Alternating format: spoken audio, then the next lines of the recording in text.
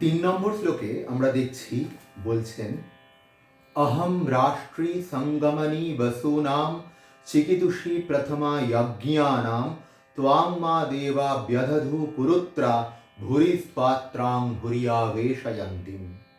আচ্ছা, এখানে একটা কথা বলে নেওয়া প্রয়োজন। আমি সূক্তটি শুরু করেছিলাম বৈদিক সূক্ত পাঠের যে মূল ধারা সেই অনুযায়ী উদাত্ত, অনুদাত্ত এবং স্বরিত এই তিনটি ভাগে যেভাবে আমাদের স্বর বিক্ষেপ করা হয়, স্বরক্ষেপণ করা হয় বৈদিক সূক্ত বা বৈদিক মন্ত্র পাঠের ক্ষেত্রে, সেইভাবে। কিন্তু আমি তারপরে আর সেটা করিনি, তার কারণ আমি তো এখানে সূক্তটা তো গোটা পাঠ করছি না, আমরা তো এখানে আলোচনা করছি, সেহেতু আমি স্বাভাবিকভাবেই করছি। আপনারা আমার এই ত্রুটিটা মার্জনা করবেন। আচ্ছা, তা কি বলছে? অহম রাষ্ট্রী সঙ্গমনি वसूनां चिकितुषी प्रथमा यज्ञानां त्वां मा देवा व्यदधु पुरुत्रा भूरिस्त्वात्रां भूरियावेशयन्तिम्। अहम राष्ट्री, আমি এই সমগ্র জগতের ঈশ্বরী, উপাসকগণের ধনপ্রদাত্রী, वसूनां সঙ্গমনি, উপাসকের ধনদাত্রী, প্রাপয়ত্রীও আমি। এই ফ্রেজটাও কিন্তু বীরেন্দ্রকৃষ্ণ ভদ্রের মহিষাসুরমর্দিনীর মধ্যে আমরা পাই, তিনি উপাসকের ধনদাত্রী। তো এই যে বসুনাম সঙ্গমনি, অর্থাৎ তিনি তাঁর যারা উপাসনা করে, পরব্রহ্মের যারা উপাসনা করে, সেই উপাসনায় তুষ্ট হয়ে তিনি তাদের যোগ্য প্রসাদ, যোগ্য ধন সম্পদ প্রদান করেন। এবার এই উপাসনার কথা এলে বা ব্রহ্মের উপাসনার কথা এলে চারটি ভাগের কথা আসে: আর্ত, জিজ্ঞাসু, অর্থার্থী আর জ্ঞানী বা অনুসন্ধিৎসু বা মোক্ষার্থী।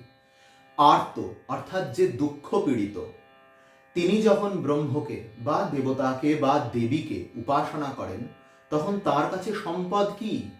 তার সেই আরতির হরণ। তিনি সমস্ত আরতি হরণ করেন। সর্বস্যার্তি হরে দেবী নারায়ণী নমস্তুতে। আর্ত অর্থার্থী অর্থাৎ যে জাগতিক ধন সম্পদ চায়, যার মোটিভেশন মেটেরিয়ালিস্টিক ওয়েলথের দিকে, তাকে ভগবতী বা জগদম্বা সেটা বুঝে সেটাই দেন। জিজ্ঞাসু, যে তত্ত্ব জিজ্ঞাসু, যে তাকে জানতে চায় তিনি কে, তাকে তিনি কি ধন সম্পদ দেন? উপযুক্ত গুরু, উপযুক্ত আচার্য, শাস্ত্র বক্তা, ভালো বই, কোথায় গেলে ঠিক ঠিক ন্যারেটিভ পাওয়া যাবে, কোন বইয়ের কোন ন্যারেটিভটা ভালো, সব তিনি জুটিয়ে দেন তাকে, যে জিজ্ঞাসু হয়, এবং তাকে উপযুক্ত গুরুও জুটিয়ে দেন, উপযুক্ত পরম্পরা জুটিয়ে দেন। আর মোক্ষার্থী বা জ্ঞানী, যে জ্ঞান চায়, অর্থাৎ আমি কে, এই জ্ঞান যে চায় তিনি তাকে সেই জ্ঞান প্রদান করেন।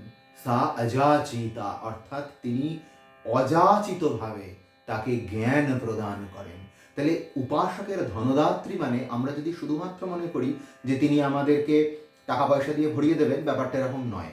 আমি কি চাইছি তার কাছে, আমি যা চাইব তিনি তাই দেবেন। শ্রী শ্রী মা বলছেন না যে ঠাকুরের কাছে যা চাইবে তাই পাবে, কিন্তু বুদ্ধি করে চলতে হয়। শেষে কি শিব গড়তে বানর গড়ে ফেলবে?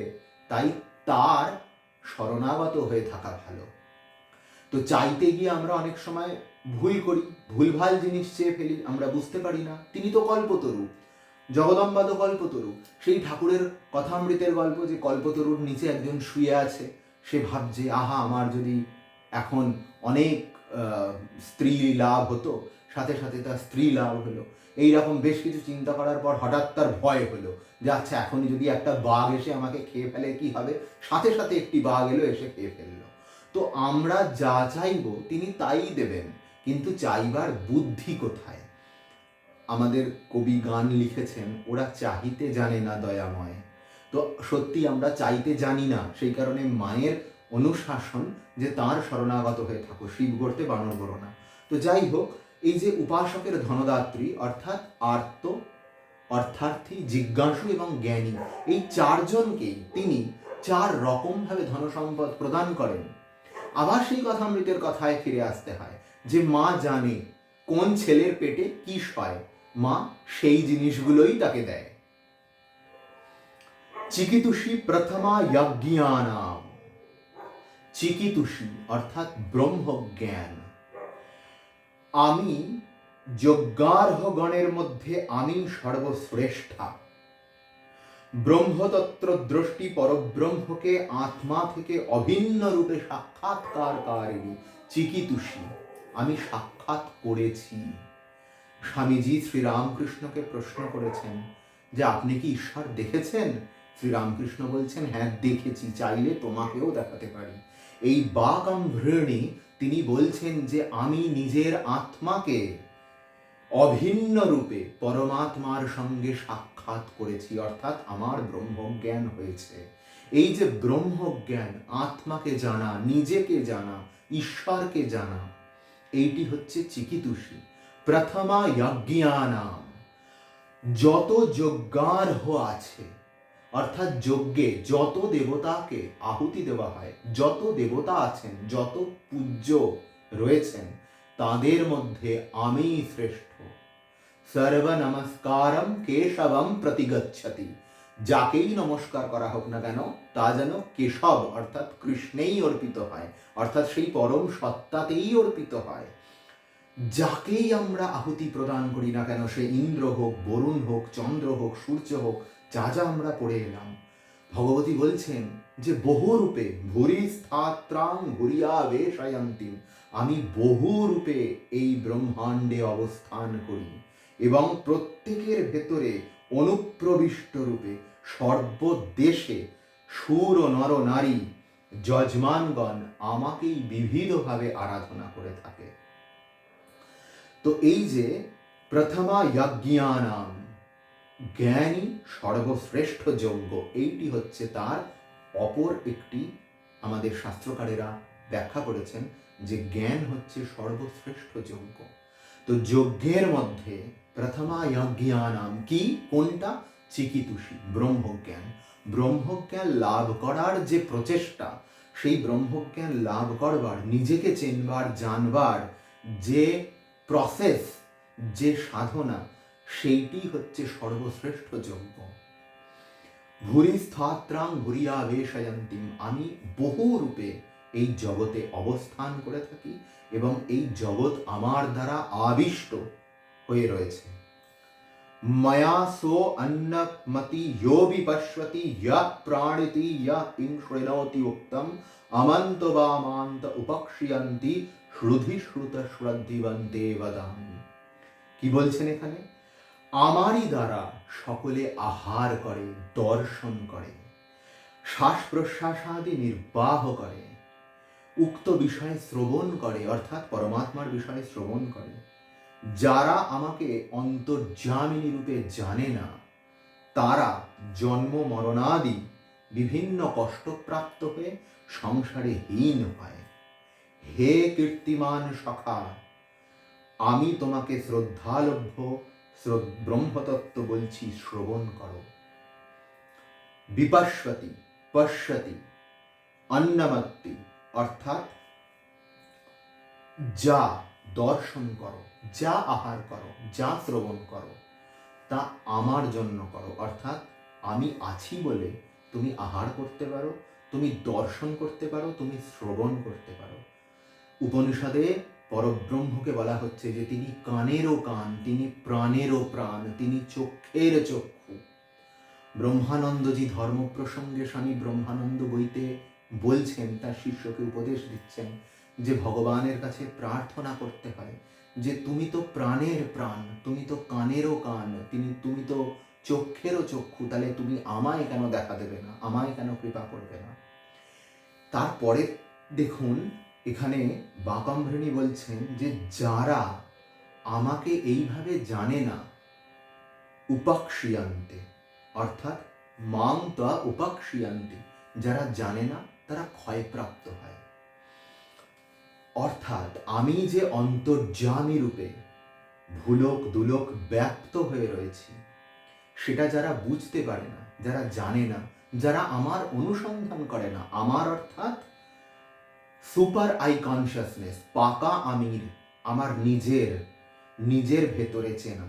ঠাকুর বলছেন যে ঈশ্বর লাভ কিরকম না, নিজেকে জানতে পারলেই ঈশ্বর লাভ হয়।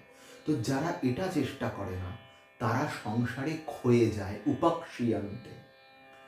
মাং আমন্তব, অর্থাৎ আমি উদ্যম এবং পুরুষকার চেষ্টা রূপে প্রত্যেকের মধ্যে অবস্থান করি।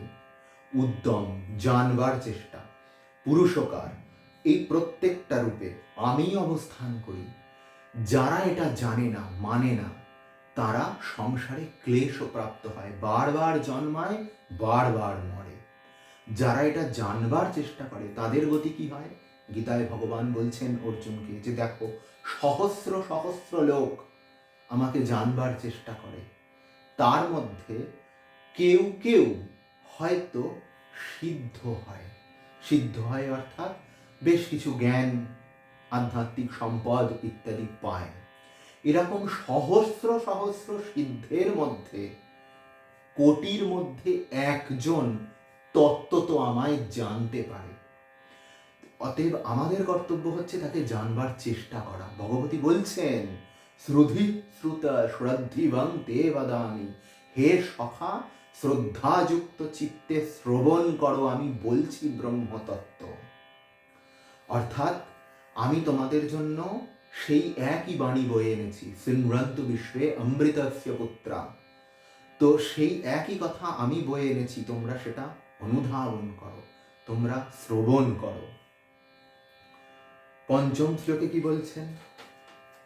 अहमेव स्वयमिदं वदामि युष्टं देवेवि ऋतमानुषेभि यं यं कामये तं तमुग्रं कृणोमि त्वं ब्रह्माणं तं ऋषिं तं सुमेधाम्।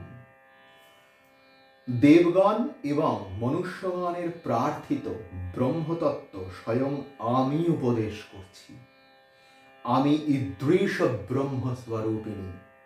আমি যাকে যাকে ইচ্ছা করি তাকে তাকেই সর্বশ্রেষ্ঠ করি।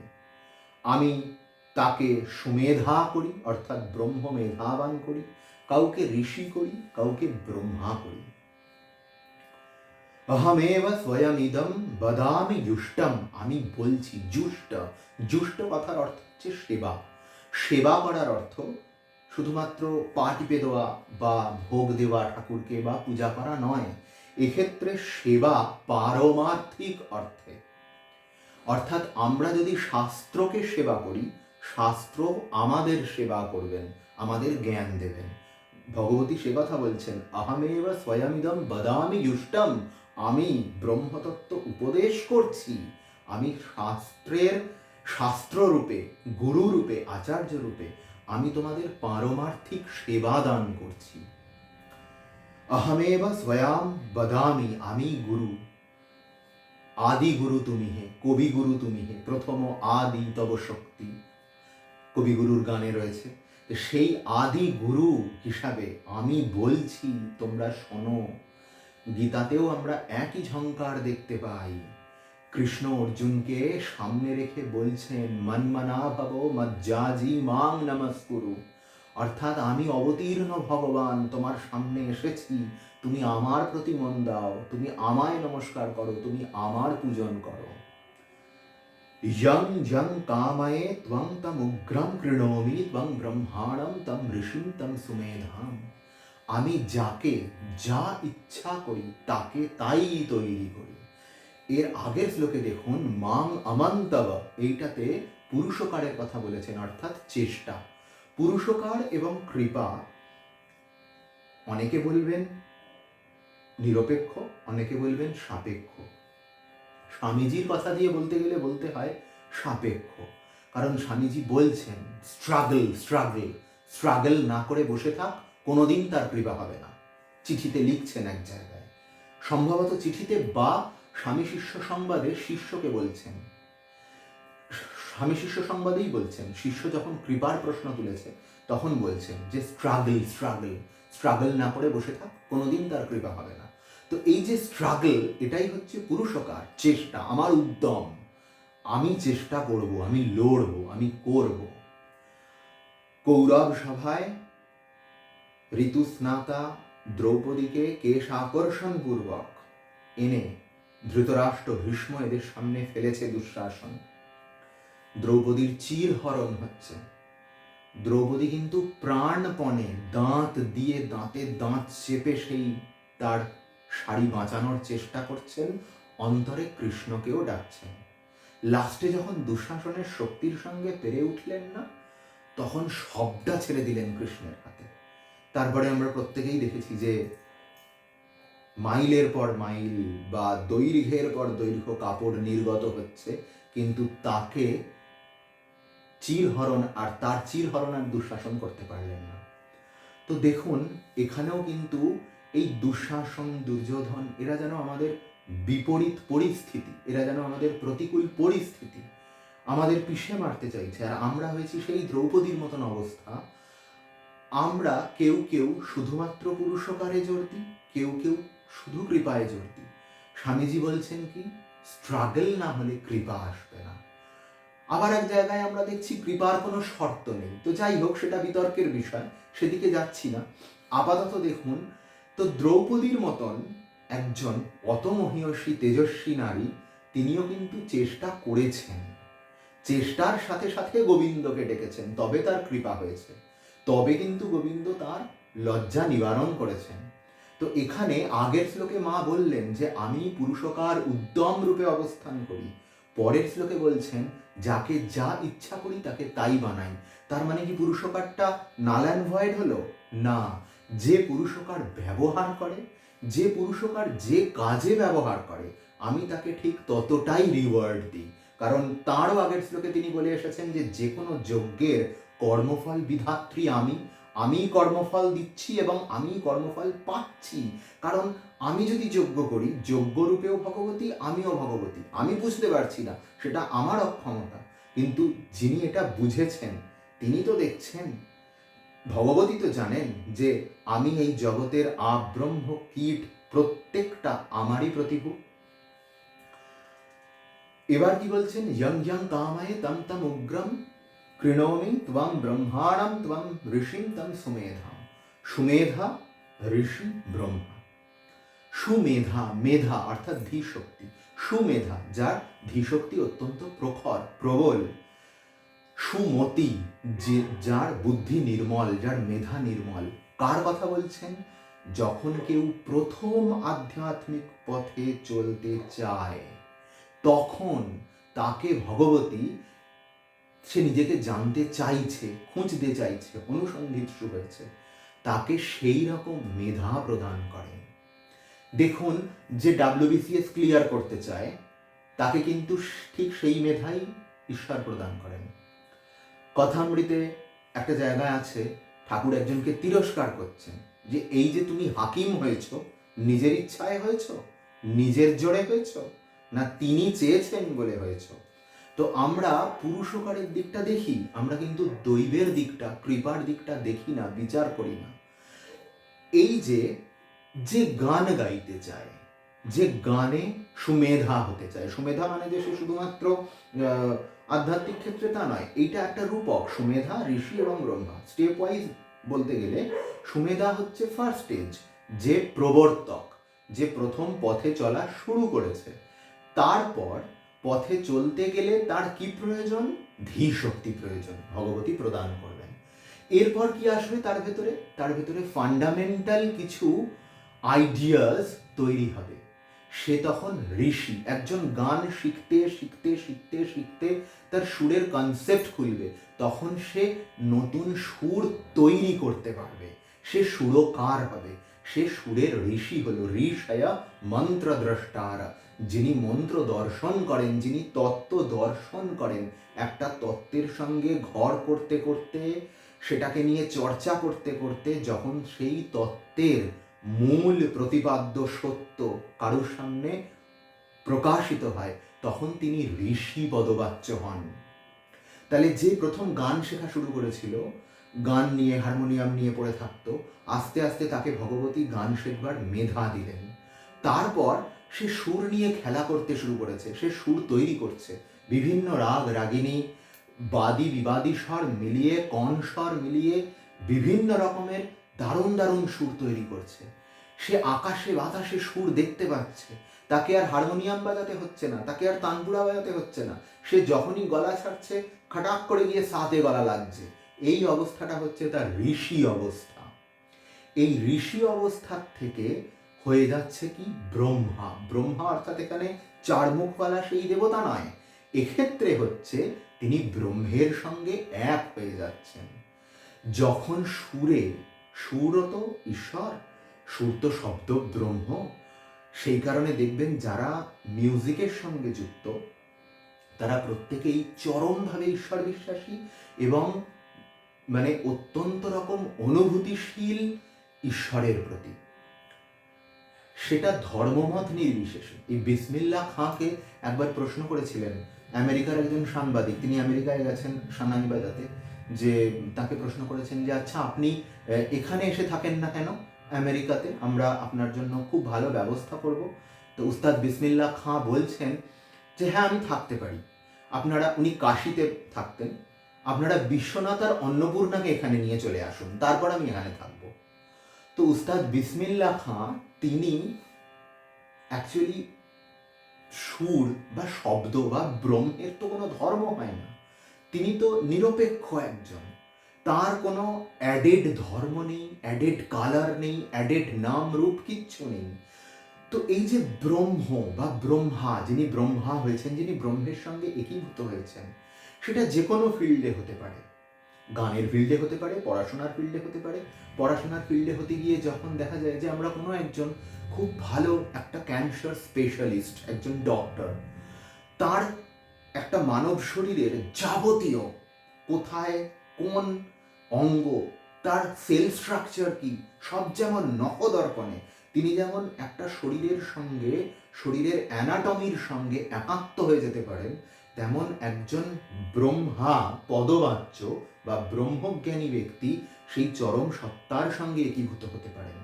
আধ্যাত্মিকভাবে দেখতে গেলে প্রথম প্রবর্তক অবস্থায় আমরা যখন সাধন ভজন শুরু করছি, মা আমাদের জোট পাঠ করে দেন, ভালো গুরু, ভালো বই, ভালো সতীর্থ, আমরা তখন সুমেধা। এরপর যদি গিয়ে আমাদের মাথায় মৌলিক কিছু দর্শন হয়, অনুভূতি হয়, তখন আমরাই কেউ কেউ সহস্রের মধ্যে গুটি কয়েক ঋষি হব। আবার সেই সহস্র ঋষির মধ্যে গুটি কয়েক হয়তো ব্রহ্মা হবে বা ব্রহ্মজ্ঞান সম্পন্ন পুরুষ হবে। বাহ্যিকভাবে দেখতে গেলেও কিন্তু এই যে ঋষি, মেধাবান ব্যক্তি এবং চতুর্মুখ ব্রহ্মা, যিনি সৃষ্টির অভিমানী দেবতা, এরাও কিন্তু ভগবতীর দ্বারাই সৃষ্ট। এই যে ব্রহ্মাকে আমি সৃষ্টি করেছি, সেই দেবী ভাগবত পুরাণের সেই গল্পটা, যে বিষ্ণু এবং শিব এবং ব্রহ্মার মধ্যে কলহ হচ্ছে যে কে বড়। একসময় আকাশ থেকে একটি বিমান নেমে এলো, তারা চিন্তা ভাবনা করে সেই বিমানে উঠে গিয়ে বসলেন। সেই বিমান তাদের যখন নিয়ে আকাশে উড়ে যাচ্ছে, তারা দেখছেন কোটি কোটি ব্রহ্মাণ্ড এবং কোটি কোটি ব্রহ্মাণ্ডে কোটি কোটি ব্রহ্মা বিষ্ণু রুদ্র নিয়ে সেই বিমান উপস্থিত হলো ভুবনেশ্বরীর দরবারে, রাজরাজেশ্বরী ভুবনেশ্বরীর দরবারে। ভুবনেশ্বরী তাদের হেসে বলছে যে হ্যাঁ রে, তোরা যে ঝগড়া করছিলি, আমি তো তোদের একজনকে সৃষ্টির কাজ, একজনকে পালনের কাজ, আর একজনকে সংহারের কাজ দিয়ে পাঠিয়েছি। দেখ এত ব্রহ্মাণ্ড আছে, এত এত ব্রহ্মা বিষ্ণু রুদ্র আছে।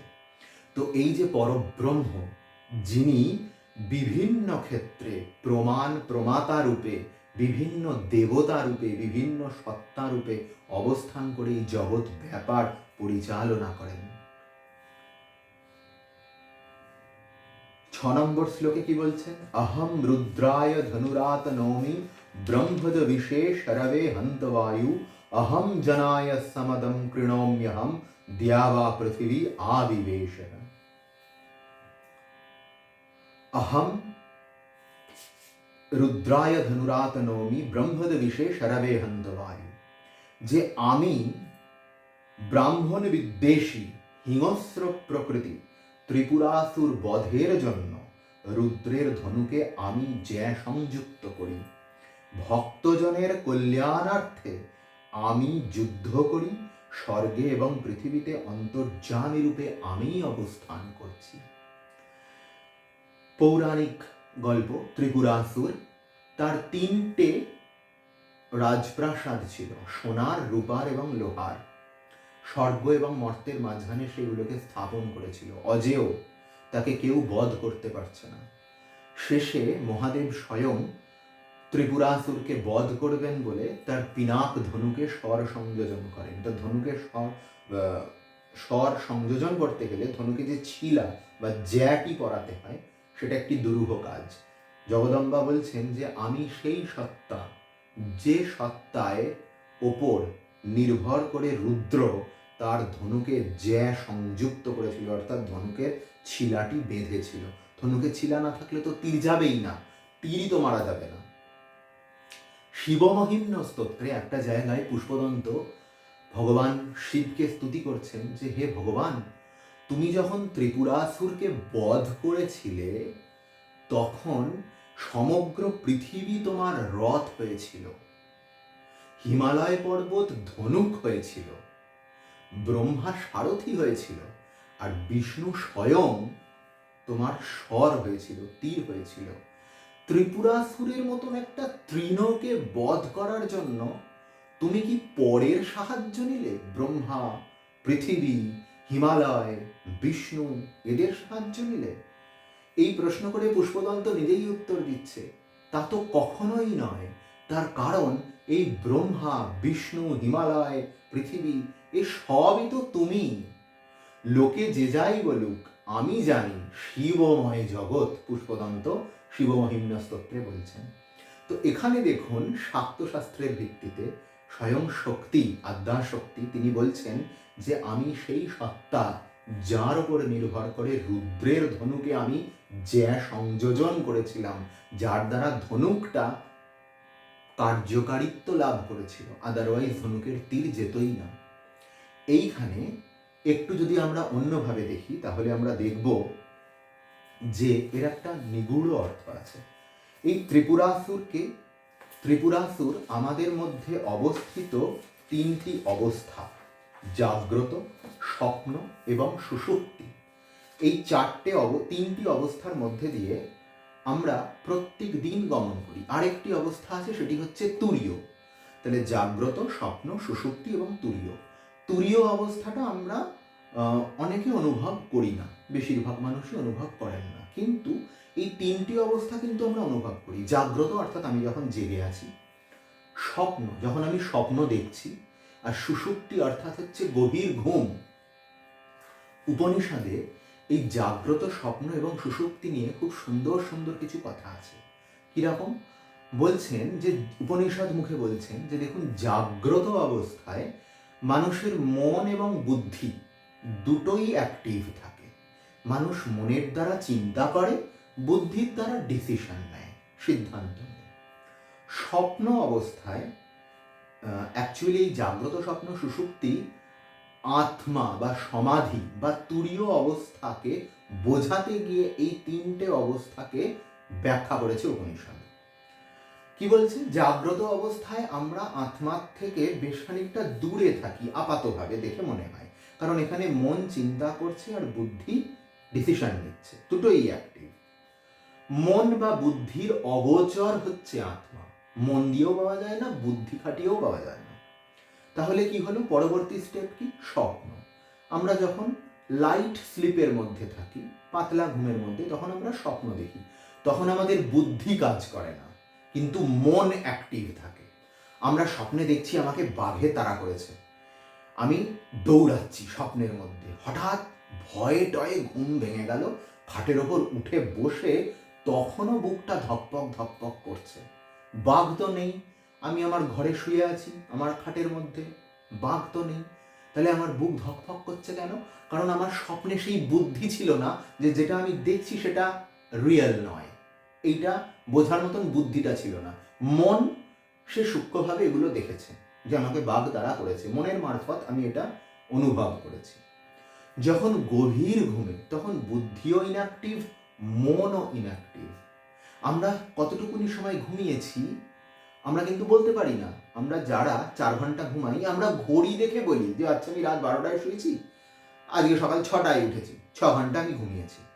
কিন্তু দ্য ডিপ স্লিপ, একদম সুষুপ্তি অবস্থাটা কিন্তু আমরা কাউন্ট করতে পারি না। আমি কখন ঘুমালাম আর কখন সেখান থেকে জাগলাম, আমাদের মাথাতেই থাকে না, এবং তার মধ্যে কি কি হয়েছে আমার মধ্যে আমরা সেটাও জানি না। উপনিষদ বলছেন এই অবস্থাটা আত্মার খুব কাছাকাছি, সমাধির খুব কাছাকাছি। সমাধিতেও মনের লয় হয়, কিন্তু মুশকিলটা হচ্ছে সমাধিতে মনের লয়ের সাথে সাথে অজ্ঞানের লয় হয়, মূল যে অজ্ঞান সেটার লয় হয়।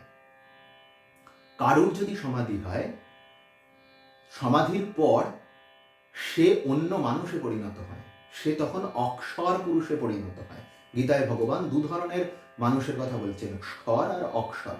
স্খর অর্থাৎ যারা ক্ষয়িষ্ণু, যারা পরম তত্ত্বের চিন্তা করে না, যারা ঈশ্বরকে জানবার চেষ্টা করে না, যারা বারবার জন্মায় আর মরে। আর অক্ষর যারা, এবং হয়তো তারা চেষ্টা করছে কিন্তু এখনো অক্ষর হতে পারেনি।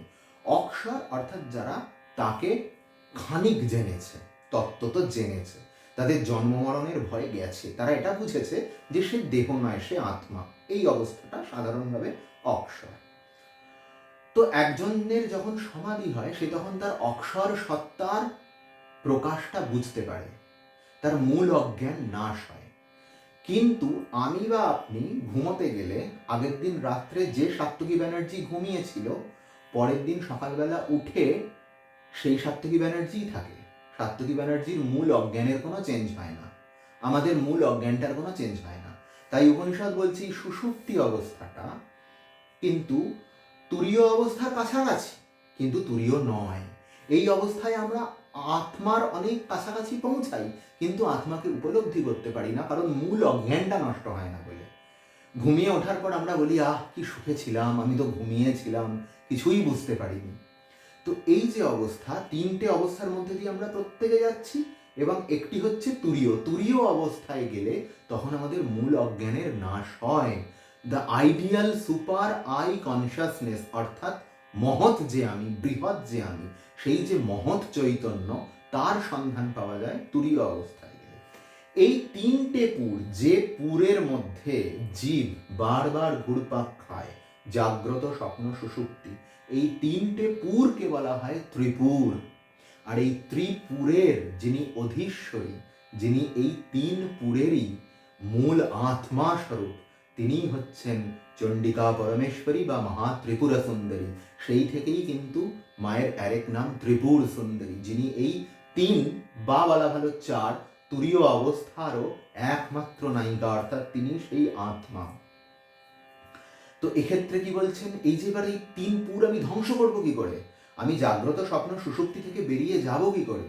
উপনিষদ বলছে কি, উপনিষদ বলছে যে প্রণব ধনু শরব আত্মা ব্রহ্ম তল্যক্ষম উচ্চতে। প্রণব রূপ ধনুতে, প্রণব অর্থাৎ ওমকার বা মন্ত্র, গুরু উপদিষ্ট মন্ত্র, বেদ তো, উপনিষদ তো, সেখানে প্রণবই হচ্ছে সর্বশ্রেষ্ঠ মন্ত্র, তাই প্রণবের কথা বলা হচ্ছে। প্রণব ধনু শরব আত্মা ব্রহ্ম তল্যক্ষম উচ্চতে, অর্থাৎ প্রণব রূপ ধনুকে স্বরূপ আত্মা, জীবাত্মা আমি, তাকে সংযোজন করে ব্রহ্মরূপ লক্ষ্যে বারবার নিক্ষেপ করলে তবে লক্ষ্যভেদ হয়।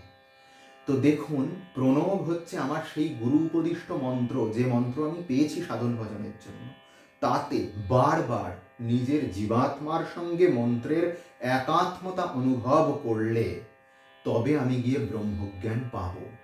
এবার এই মন্ত্রের সঙ্গে নিজের একাত্মতা অনুভব করবার প্রেরয়িত্রীকে, কে যেটা সংযোজন করেন, এই কাজে বুদ্ধিটা দেন কে, এই কাজের চেতনাটা দেন কে, এই কাজের শক্তি দেন কে?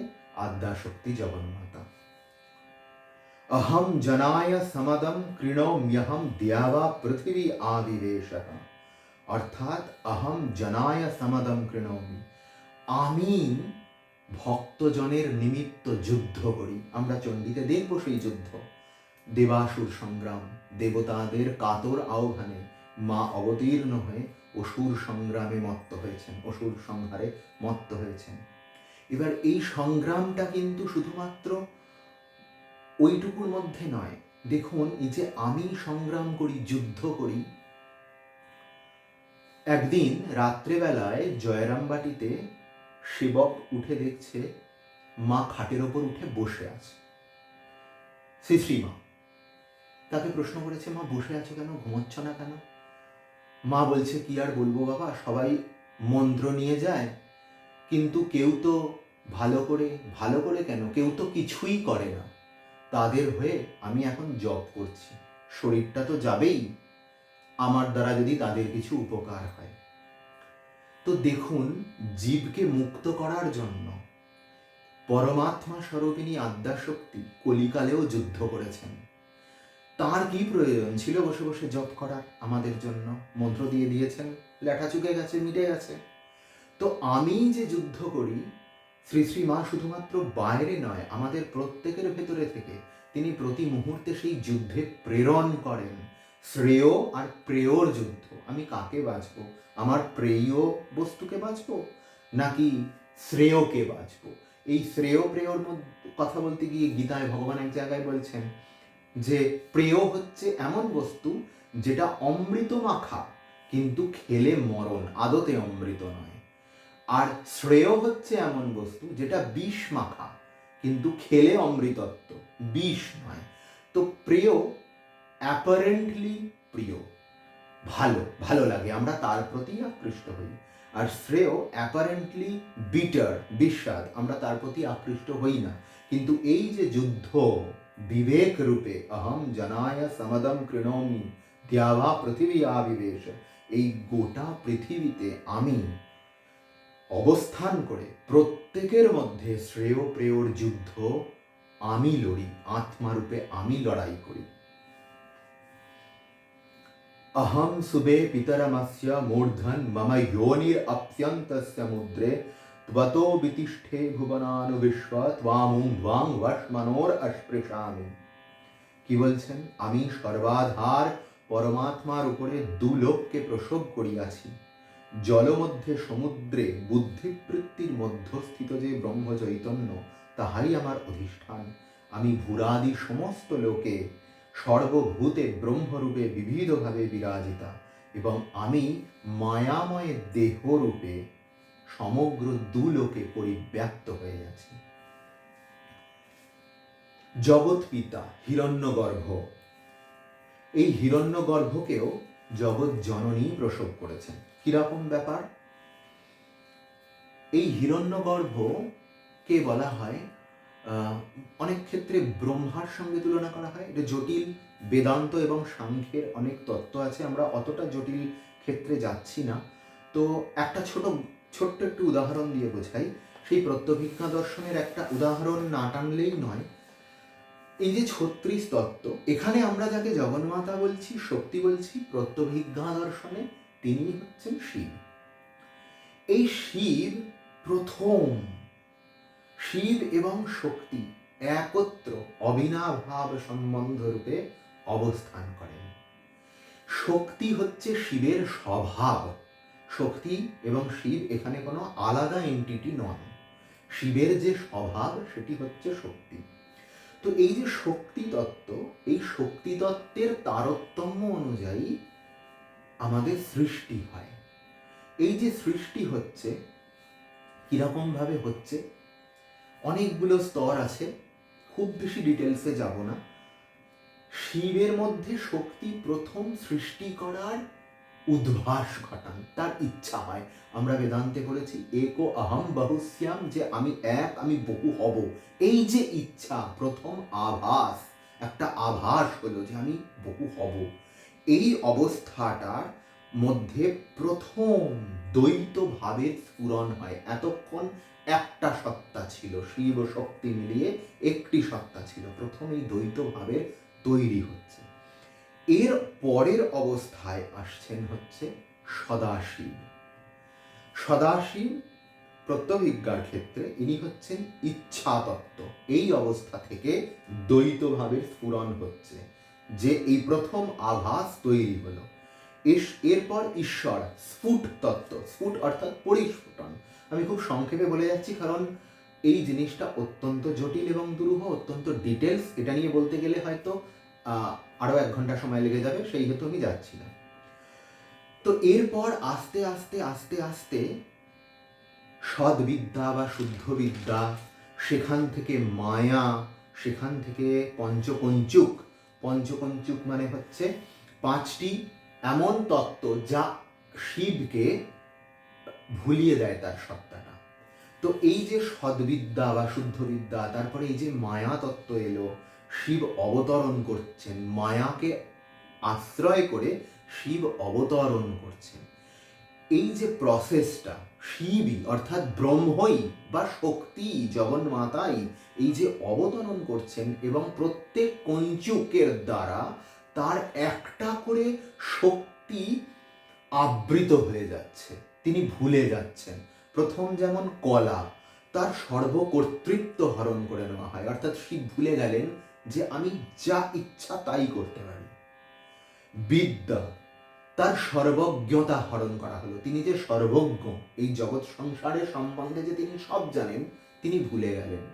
আস্তে আস্তে তিনি অবতরণ করছেন জীব রূপে, অনুরূপে ছিলেন ব্রহ্ম, সেখান থেকে আস্তে আস্তে তিনি অবতরণ করছেন।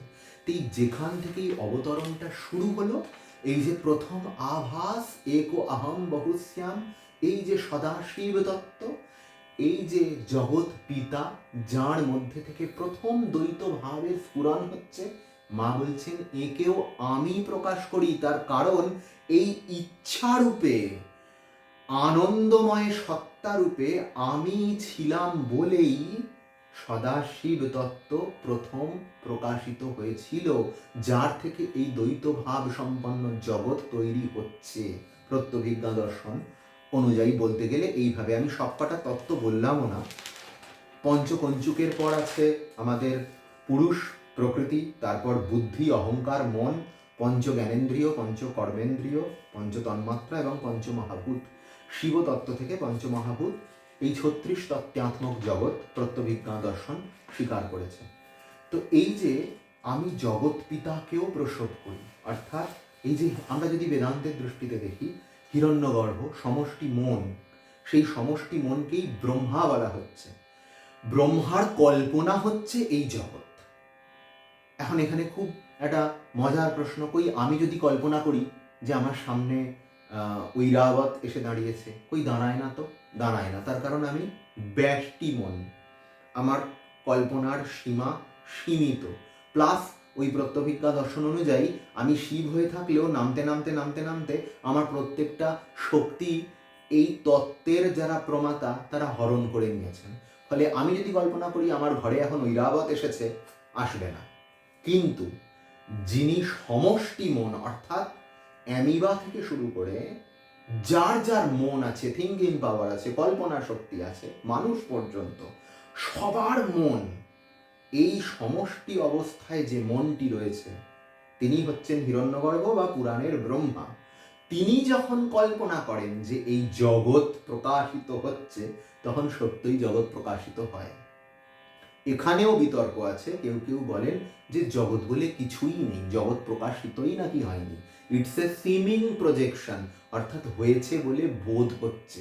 ওই বেদান্তের কথা, রজ্জুতে সর্পভ্রম, আমরা দেখছি সাপ, আসলে ওটা সাপ নয়, দড়ি।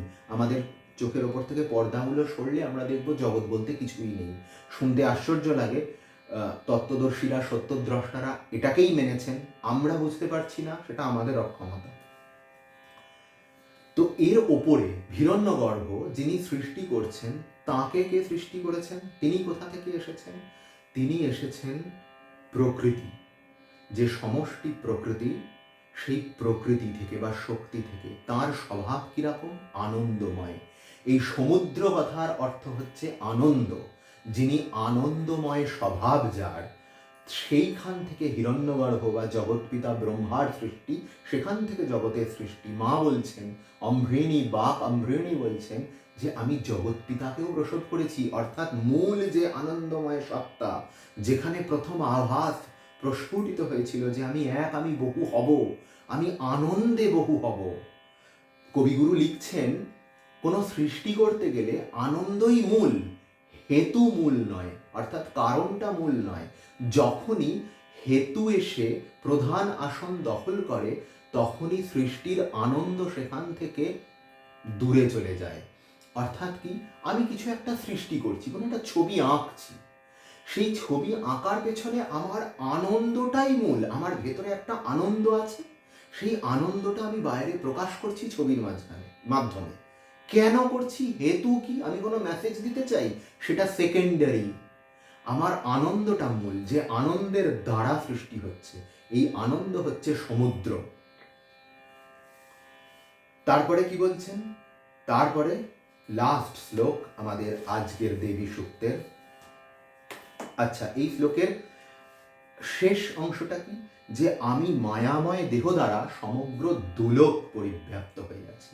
মায়া তত্ত্ব প্রত্যভিজ্ঞা দর্শনে, যার মাধ্যমে শিব অবতরণ করছেন এবং শিব একটা একটা করে নিজের সর্বকর্তৃত্ব, সর্বজ্ঞত, সর্বনিয়ন্ত্রিত্ব, এই সমস্ত কিছু হারিয়ে ফেলছেন। হারিয়ে ফেলে এই আমি হয়েছি বা অন্যান্য মানুষ যারা হয়েছেন, এই অবস্থায় যখন আসছেন, এটি হচ্ছে মায়াময় দেহ। পঞ্চভূত, পঞ্চকর্মেন্দ্রিয়, পঞ্চজ্ঞানেন্দ্রিয় ইত্যাদির মাধ্যমে যখন তিনি অনুরূপে, জীব রূপে প্রকাশিত হচ্ছেন, ভগবতী বলছেন ওরাও আমি। ব্রহ্ম কীট জননী, ললিতা সহস্র নামে বলছেন না যে ব্রহ্ম কীট জননী। শ্রী শ্রী মায়ের ক্ষেত্রেও একজন প্রশ্ন করেছেন যে মা, তুমি কি সবার মা? মা বলছেন হ্যাঁ, আমি সবার মা। মেঝে একটা পোকা ছিল, সেটা দেখিয়ে বলছে তুমি পোকাটিরও মা? মা বলছেন ওর মায়ের মধ্যে দিয়ে আমি ওরও মা। আবার এক জায়গায় একজন মায়ের বিশ্বমাতৃত্ব নিয়ে সন্দেহ প্রকাশ করেছেন, তখন মা তার সন্দেহ নিরসন করছেন যে আমি ছাড়া মা আর কেউ আছে কি? সব মেয়ের ভেতরেই আমি, সব মায়ের ভেতরেই আমি, যে যেখান থেকে আসুক তারা সব আমার সন্তান। সেই একই ভাষা বাপ অমৃণী বলছেন যে বিশ্বপিতাকেও আমি প্রসব করেছি এবং মায়াময় দেহ দ্বারা আমি এই দুলোক ভুলোক পরিব্যাপ্ত হয়ে আছি। মনে করুন সেই ভাস্করেশ্বরানন্দজির সেই কথাটা, মা বলছেন আমি সেই শক্তি যেখান থেকে এই জগৎ সৃষ্টি হচ্ছে, আমার রূপের ওপরে না গিয়ে আমার সত্তার ওপর ধ্যান করো। শেষ শ্লোক, অহমেব বাত ইব প্রাব্যামারভমাণা ভুবনানি বিশ্বা পরো দিবা পরো এনা পৃথিব্যৈ তাবতী মহিনা সম্ভবুব। অর্থাৎ যেমন বায়ু প্রবাহিত হয়, তেমন আমি সমস্ত ব্রহ্মাণ্ডের যত অণু পরমাণু, যত গ্রহ নক্ষত্র আছে, সব অন্তর বাহির পরিব্যাপ্ত করে অবস্থান করি। যদিও স্বরূপত আমি এই আকাশের অতীত, আমি পৃথিবীর অতীত, অসঙ্গ ব্রহ্মচারিণী, ব্রহ্মস্বরূপিণী, তথাপি স্বীয় মহিমায় এই সুমহৎ জগৎ রূপে প্রকাশিত হয়েছি। অর্থাৎ কি, বিশ্বাত্মক এবং বিশ্বোত্তীর্ণ সত্তা, যে আমি এই জগৎ রূপে প্রতিভাত হয়েছি, তা সত্ত্বেও আমি ফুরিয়ে যাইনি, আমার একটা বিশ্বোত্তীর্ণ সত্তা আছে। এই যে ব্রত্যভিজ্ঞায় শিব নেমে আসছেন অনু হয়ে, জীব হয়ে, শিব কি ফুরিয়ে গেলেন? শিবের কি আর কোনো সত্তা রইল না? না, এটা তার বিশ্বাত্মক প্রকাশ। এটা গীতায় বলা ভগবানের সেই ব্রহ্মের 4 ভাগের 1 ভাগ, বাকি 3 ভাগ এখনো অব্যক্ত, অসঙ্গ ব্রহ্মস্বরূপিণী। অর্থাৎ যার কারো সাথে কোনো লেনা দেনা নেই, কোনো সম্পর্ক নেই, তিনি নিঃসঙ্গ, একাকিনী, ভৌমরূপা, অদ্বৈতা, দ্বৈতবর্জিতা। ললিতা সহস্রনামে আমরা দেখতে পাই একাকিনী ভৌমরূপা, ভৌম অর্থাৎ বৃহৎ, মহৎ।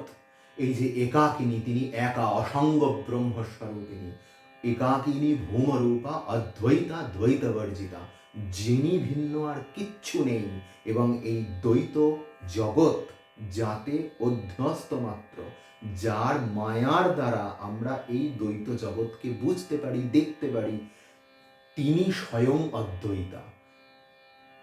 আজ এইটুকুই, আমরা আমাদের সাধ্য মতন চেষ্টা করছি আপনাদের কাছে শ্রী শ্রীচণ্ডীর তত্ত্ব তুলে ধরার। যদি কোথাও কোনো ভুল হয়ে থাকে, আমাদের জ্ঞানের সীমাবদ্ধতার কথা মাথায় রেখে আমাদেরকে ক্ষমা করবেন। শ্রীরামকৃষ্ণায় অর্পণমস্তু।